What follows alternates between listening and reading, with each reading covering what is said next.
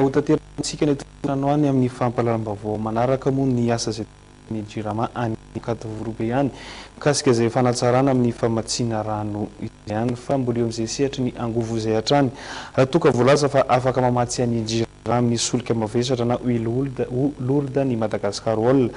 dia tsy afaka ahodina ho solika izay amidy eny anivon'ny tompom-pivarotana lasantsy kosa izany vokatra izany raha ny marihana izay noentiny Italia Général ny OMH. Mana zavatra huile lourde zavatra efa solona fiolol fampiasana azy dia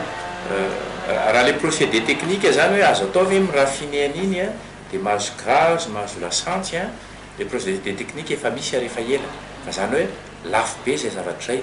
dia zay ihany zany azo ampiasana an'ile huile lourde tsy miroro iny tamina itsika tamin'ny gazety zao le hoe efa vonona koa ny Madagasikara amasirama any anisan'le fampiasanan'le huile lourde hoe substitue amin'le filo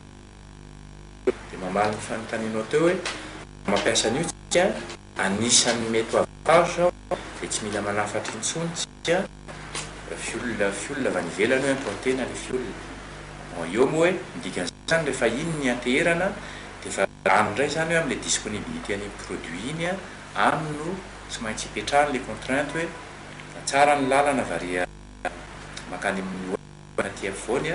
efa tsy le voie de communication indray no jerena misy période cyclonique io zany na période de fa zavatra anjaran'le mpandrarà zany no miassuré an'izay le disponibilité en toute saison en toute condition les lieux nécessaires na potiny intermédiaire mahafaren'le rôlana stock température misy difficulté